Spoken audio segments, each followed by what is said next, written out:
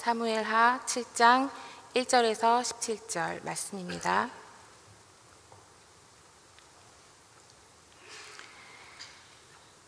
여호와께서 주위의 모든 원수를 붙지르사 왕으로 궁에 평안히 살게 하신 때에 왕이 선지자 나단에게 이르되 볼지어다 나는 백향목 궁에 살거늘 하나님의 궤는 휘장 가운데에 있도다. 나단이 왕께 이르되 여호와께서 왕과 함께 계시니 마음에 있는 모든 것을 행하소서 하니라. 그 밤에 여호와의 말씀이 나단에게 임하여 이르시되 가서 내 종 다윗에게 말하기를 여호와께서 이와 같이 말씀하시되 내가 나를 위하여 내가 살 집을 건축하겠느냐. 내가 이스라엘 자손을 애굽에서 인도하여 내던 날부터 오늘까지 집에 살지 아니하고 장막과 성막 안에서 다녔나니 이스라엘 자손과 더불어 다니는 모든 곳에서 내가 내 백성 이스라엘을 먹이라고 명령한 이스라엘 어느 지파들 가운데 하나에게 내가 말하기를 너희가 어찌하여 나를 위하여 백향목 집을 건축하지 아니하였느냐고 말하였으냐. 그러므로 이제 내 종 다윗에게 이와 같이 말하라.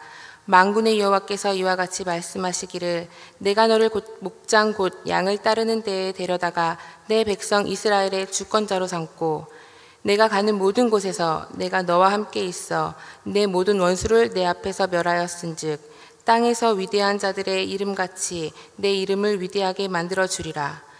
내가 또 내 백성 이스라엘을 위하여 한 곳을 정하여 그를 심고 그를 거주하게 하고 다시 옮기지 못하게 하며 악한 종류와 전과 같이 그들을 해하지 못하게 하여 전에 내가 사사에게 명령하여 내 백성 이스라엘을 다스리던 때와 같이 아니하게 하고 너를 모든 원수에게서 벗어나 편히 쉬게 하리라. 여호와가 또 내게 이르노니 여호와가 너를 위하여 집을 짓고 내 수완이 차서 내 조상들과 함께 누울 때에 내가 내 몸에서 날 내 씨를 내 뒤에 세워 그의 나라를 견고하게 하리라. 그는 내 이름을 위하여 집을 건축할 것이요 나는 그의 나라 왕위를 영원히 견고하게 하리라. 나는 그에게 아버지가 되고 그는 내게 아들이 되리니 그가 만일 죄를 범하면 내가 사람의 매와 인생의 채찍으로 징계하려니와 내가 내 앞에서 물러나게 한 사울에게서 내 은총을 빼앗은 것처럼 그에게서 빼앗지는 아니하리라. 내 집과 내 나라가 내 앞에서 영원히 보존되고 내 왕위가 영원히 견고하리라 하셨다 하라. 나단이 이 모든 말씀들과 이 모든 계시대로 다윗에게 말하니라. 나는 백향목 궁에 살거늘 하나님의 궤는 휘장 가운데 있도다라는 주제로 김종우 목사님께서 말씀 전해 주실 때에 많은 은혜 시간 되시기 바랍니다.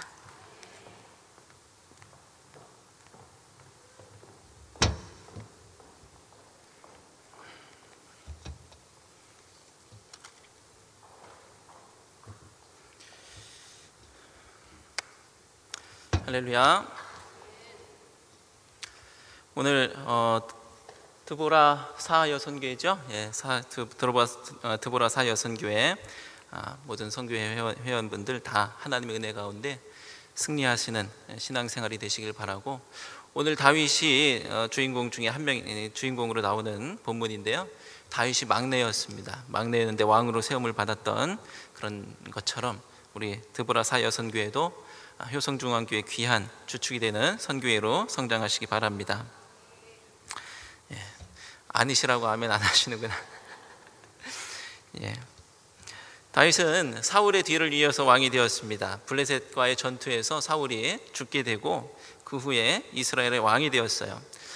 헤브론 사람들이 다스리던 이 예루살렘을 정복하게 되고 그것을 수도로 정하고 두로왕 히람이 다윗에게 어떻게 보면 축하하는 마음으로 백향목과 목수와 석수들을 보내서 다윗을 위해서 집을 지어주게 됩니다. 그것이 우리가 알고 있는 다윗성, 다윗이 말하는 궁전이 되는 것이죠. 이후에 하나님의 언약궤를 다윗이 이 성으로 옮겨오게 되는데 힘을 다해서 그리고 뛰놀면서 찬양하고 즐거워했던 그 모습을 우리가 많이 듣죠. 아내였던 사울의 딸 미갈이 그 다윗의 모습을 보면서 방탕한 자가 염치 없이 자기의 몸을 드러내는 것처럼 계집종의 눈앞에서 몸을 드러내시느냐라고 핀잔을 주게 됩니다. 그런 연구로 이 미갈은 죽을 때까지 아이를 낳지 못하게 됩니다. 어쨌거나 언약궤가 오벳에돔의 집에서 머물러 있었던 석 달 동안 오벳에돔의 집은 많은 복을 누리게 되는데, 그와 같은 이치에서인지 이 언약궤를 가지고 오니까 이 하나님께서 이 다윗을 복 주셨는지 오늘 말씀 본문의 첫머리에는 여호와께서 주의 모든 원수를 무찌르사 왕으로 궁에 평안히 살게 하신 때라고 본문의 말문을 열고 있는 것을 보게 됩니다. 자, 그 이후에 있는 이야기들이 다윗이 또 생각하는 중에 떠올렸던 그 질문과, 그리고 이후에 하나님께서 나단을 통해서 주셨던 복의 말씀과 약속의 말씀, 언약의 말씀이 담겨 있는 것이 오늘 본문입니다. 오늘 본문을 잠시 줄거리로 말씀을 드리면, 그 평안의 때라고 방금 말씀을 드렸죠.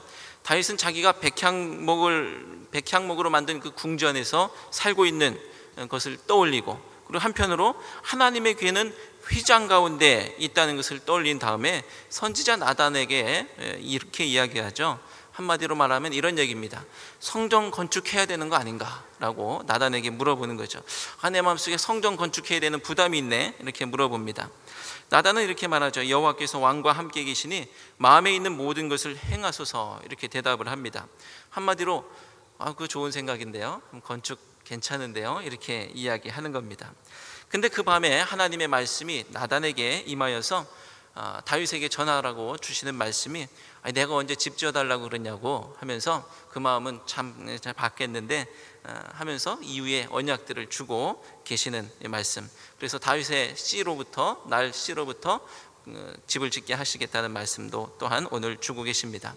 오늘 말씀을 통해서 우리가 믿음에 대한 세 가지 모습을 깨닫기를 원하는데, 어떻게 보면 4절 이후의 말씀, 이 언약의 말씀은 좀 빼고 1, 2, 3절만 본문으로 삼을까 하다가 또 이 사회 보시는 집사님, 성도님이 또 읽을 게 없어서 항상 한 절만 읽으시고 내려가시는 그런 불편함이 있어서 17절까지 읽어봤습니다. 오늘 우리가 살펴볼 말씀은 1절, 2절, 3절 말씀이에요. 그래서 첫째 절 1절에 있는 말씀을 통해서 또 하나님이 뭐라고 말씀하시고 또 어떤 은혜를 고백할 수 있는지 한번 보려고 합니다. 1절에 이렇게 말씀합니다. 여호와께서 주위의 모든 원수를 무찌르사 왕으로 궁에 평안히 살게 하신 때라고 말씀합니다.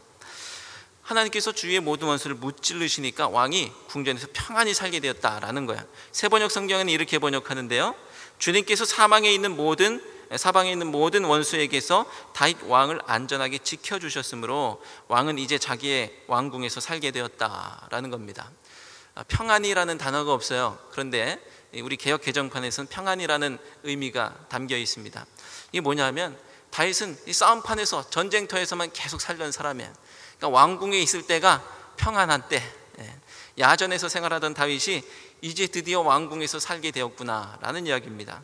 이 왕궁에 살게 된 때가 이제 평안한 때라고 표현되고 있는 것입니다.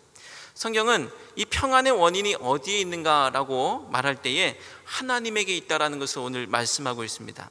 내가 잘나서가 아니라, 내가 강해서가 아니라, 내가 다 평정했기 때문이 아니라 하나님께서 주위의 모든 원수들을 무찌르셨기 때문이라고 이 평안의 이유를, 근거를 말하고 있는 것이죠. 자, 그러므로 평안할 때 이걸 누가 주셨는가라고 고백할 수 있는 이것, 평안의 때를 누가 주셨는가라고 생각하고 볼 수 있고 고백할 수 있는 이것이 바로 믿음인 것입니다. 자, 그래서 우리가 고백하기를 하나님이 하셨다라는 표현들을 사용하죠. 가만히 생각해 보니까 내가 이렇게 강해진 것 같아, 이래서 평안해졌구나, 이것이 아니고 하나님께서 다 무찔러 주셔서 이 다윗이 왕궁에 살게 되어서 평안해졌구나, 그래서 하나님께서 하셨다라고 고백하는 것입니다. 오늘 8절 말씀에도 이렇게 말씀해요. 이 세번역 성경으로 읽어드리겠습니다. 양떼를 따라다니던 너를 목장에서 데려다가 내 백성 이스라엘의 통치자로 삼은 것은 바로 나다 라고 말씀하는 거예요. 우리 개역개정판에서도 별반 다르지 않은 번역이지만 바로 나다라고 성경이, 이 세번역 성경에서 정의하고 있는 것입니다. 내가 잘나서 왕이 된 줄 알았더니 그게 아니야. 옛날에 그냥 목동이었던 이 다윗, 목장에서 양을 돌보고 있던 이 다윗을 이스라엘의 통치자로 삼은 것은 바로 나다라고 하나님께서 선언하고 계시는 것입니다. 그런데 네가 무슨 집을 짓겠다고 뭐 네가 이렇게 잘해서 뭐 그런 거를 생각하느냐라고 하나님이 말씀을 주고 계시는 것이죠. 다윗도 고백하기를 오늘 말씀 읽은 그 다음 절이죠. 18절에 이렇게 말합니다. 주 여호와여, 나는 누구이오며 내 집은 무엇이기에 나를 여기까지 이르게 하셨나이까. 자기가 돌아봐도 도대체 나로서는 이룰 수 없는 것인데, 도대체 나로서는 여기까지 올 수가 없는 것인데 하나님께서 하셨구나라는 그 마음의 감동이 넘치게 되고, 이런 언약까지도 주시는 것을 보니까 감개에 무량하다라는 이 표현인 것입니다. 다윗이 자기의 그 자리에서 평안을 누리는 것은 결코 다윗의 공로가 아니었어요. 이것을 은혜라고 하는 것이죠. 내 공로가 아니고 다윗의 공로도 아니고 하나님께서 행하셨다라는 고백, 주님의 은혜를 고백할 수 있는 것, 주님이 하셨기 때문에 내가 이렇게 되었다라는 것을 기억하는 것이 바로 믿음인 것입니다. 우리의 삶 가운데 주의 손길을 아닌 것이 없고 주의 은혜가 아닌 것이 없습니다. 그것을 발견하고 감격에 겨워서 노래하고 고백하고 하는 것이 찬송이요 또 간증이고 우리가 다른 사람에게 전도하면서 하는 그 말들 아니겠어요? 다 주님이 하셨다라는 고백, 이 고백이 우리 모두에게 넘치시기를 바랍니다. 그 정점이 어디예요? 십자가. 그 정점이 십자가의 보혈의 공로, 이것 아닙니까? 이것을 망각할 때 내 행위로 나를 구원할 수 있다라고 생각하게 되는 것이고, 그런 이단들이 생겨나는 것이고, 그런 착각에 빠져들 때에 이제 그런 것들을 하나님의 은혜와 공로를 다 부인하고 내가 무언가 해야 할 것 같은 그런 마음들이 생기는 것입니다. 나는 아무 공로 없지만 주의 은혜로 나를 구원하시는 그 은혜, 오늘 그 은혜의 하나님을 고백하는 우리 모두가 되어서 하나님께서 하셨노라는 그 고백이 우리 가운데 있을 때에 앞으로도 하나님께서 행하시고 또 앞으로도 하나님께서 우리에게 개입하시고 은혜를 부어주실 줄로 믿습니다.